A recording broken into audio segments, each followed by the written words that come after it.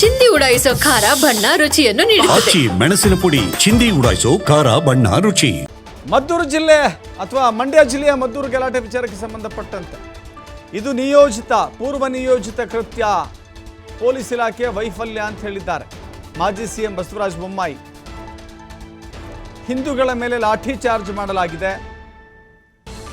CM ಅವರ ಸಂವಿಧಾನ ಬದ್ಧತೆ ಇದೇನಾ ಅಂತ ಪ್ರಶ್ನೆ ಮಾಡಿದ್ದಾರೆ. ದೆಹಲಿಯಲ್ಲಿ ಬಸವರಾಜ ಬೊಮ್ಮಾಯಿ ಈ ವಿಚಾರದಲ್ಲಿ ಕಿಡಿಕಾರಿದ್ದಾರೆ.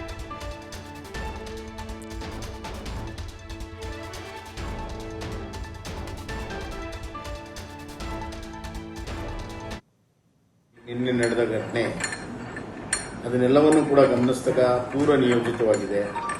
ಕಲ್ಲುಗಳ ಶೇಖರಣೆ ಮಾಡಿರುವಂಥದ್ದು, ಕಲ್ಲು ತೂರಾಟ ಮಾಡಿರುವಂಥದ್ದು, ಪೊಲೀಸ್ ಇಲಾಖೆ ಸಂಪೂರ್ಣವಾಗಿ ವಿಫಲವಾಗಿದೆ.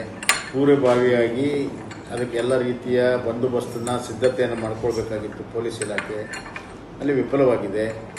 ಅಲ್ಲಿ ಆ ಘಟನೆಯ ನಂತರ ಪೊಲೀಸರು ಹೋಗಿದ್ದಾರೆ ಮತ್ತು ಯಾರು ಘಟನೆ ಕಾರಣ ಆಗಿದ್ದಾರೆ ಅವ್ರನ್ನ ಬಿಟ್ಟು ಅಮಾಯಕರನ್ನ ಅರೆಸ್ಟ್ ಮಾಡುವಂಥ ಕೆಲಸ ಆಗಿದೆ. ಅದನ್ನು ಪ್ರತಿಭಟನೆ ಮಾಡಿ ಇವತ್ತು ಹಿಂದೂ ಸಂಘಟನೆಗಳು ಪ್ರತಿಭಟನೆ ಮಾಡುವಂತಹ ಸಂದರ್ಭದಲ್ಲಿ ಅವ್ರ ಮೇಲೆ ವಿನಾಕಾರಣವಾಗಿ ಲಾಠಿ ಚಾರ್ಜನ್ನು ಮಾಡಿದ್ದಾರೆ. ಪೊಲೀಸರ ದಮನಕಾರಿಯಾಗಿರುವಂಥದ್ದು.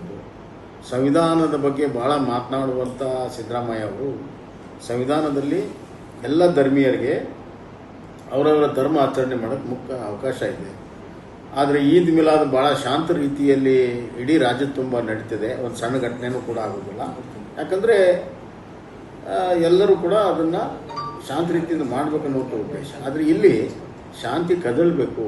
ಗಣೇಶನ ಹಬ್ಬವನ್ನು ಒಂದು ಹಿಂಸಾತ್ಮಕವಾಗಿ ಅದನ್ನು ಪರಿವರ್ತನೆ ಮಾಡಬೇಕನ್ನುವಂಥ ಹುನ್ನಾರದಿಂದ ಮಾಡಿರುವಂಥದ್ದು.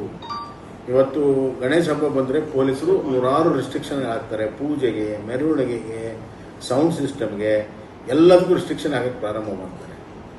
ಇವತ್ತು ಇದು ಸಂವಿಧಾನ ವಿರೋಧ ಅಲ್ವಾ? ಪೊಲೀಸರಿಗೆ ಯಾಕೆ ಎರಡನ್ನು ನಿಭಾಯಿಸುವಂಥ ಶಕ್ತಿ ಇಲ್ಲ? ಎಲ್ಲ ಸಮುದಾಯಗಳನ್ನು ವಿಶ್ವಾಸ ತೊಗೊಂಡು ಮಾಡೋದಕ್ಕೆ ಸಾಧ್ಯತೆ ಇದೆ. ಹಲವಾರು ನಗರಗಳಲ್ಲಿ ಆ ರೀತಿ ಆಗುತ್ತೆ. ಶಿವಮೊಗ್ಗ, ಚಿತ್ರದುರ್ಗ ಆಗಲಿ ಶಾಂತವಾಗಿ ಮುಗಿತಾ ಇದ್ದಾವೆ. ಇಲ್ಲಿ ಯಾಕೆ ಮಾಡೋಕ್ಕಾಗಿಲ್ಲ? ಇಲ್ಲಿಯ ಪೊಲೀಸರ ವೈಫಲ್ಯವಾಗಿದೆ, ಸರ್ಕಾರದ ವೈಫಲ್ಯ ಆಗಿದೆ.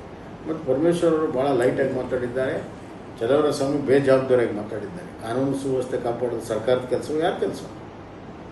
BJP ಮೇಲೆ ವಿನಾಕಾರಣವಾಗಿ ಆರೋಪ ಮಾಡುವಂಥದ್ದನ್ನು ಬಿಟ್ಟು ತಮ್ಮ ಕರ್ತವ್ಯವನ್ನು ನಿಷ್ಪಕ್ಷಪಾತವಾಗಿ ಮಾಡೋದಕ್ಕೆ ಕಲೀಲಿ. ಓಲೋಕಿಯ ರಾಜಕಾರಣ ಮಾಡೋದ್ರಿಂದ ಪರಿಣಾಮವಾಗಿ ಇದೆಲ್ಲವೂ ಕೂಡ ಆಗಿರುವಂಥದ್ದು.